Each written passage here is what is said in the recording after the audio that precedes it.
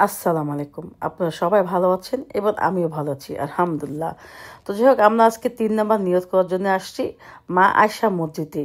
তো আমি আপনাদেরকে কিছু ছোট্ট একটা ভিডিও শেয়ার করব, বেশি লং করব না, কেন আমি এখান থেকে উমরা নিয়ত করার পর আমরা উমরা করার জন্য এখান থেকে বের হয়ে যাব।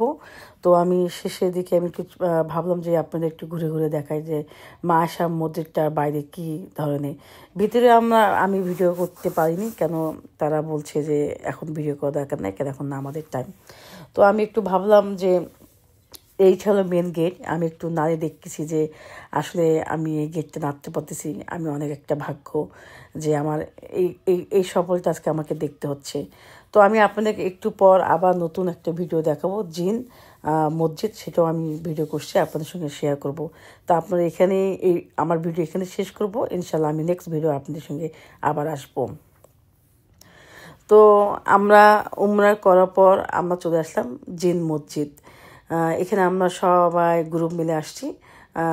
আমার মা এবং আমার খালা আসতে পারেনি, কারণ তারা একটু একটু অনেক মানে হাঁটাহাঁটি করছে উমরা করার জন্যে, এই জন্য তারা বাসায় রেস্ট নিচ্ছে। আমি এবং আমার অন্য গ্রুপ তারা আমরা সবাই একসঙ্গে জিন মসজিদে দেখতে আসছি। এইটা একটা সুন্দর টাইম। আমরা এখান থেকে দেখার পর আমরা মাগরিবের নামাজ পড়বো আল হারাম মসজিদে। তো আমি ভিডিওটা বেশি বড় করব না, আমি এখানেই আজকে শেষ করব, কেন আমরা আবার এখান থেকে আবার ফিরে যাব আল হারাম মসজিদে।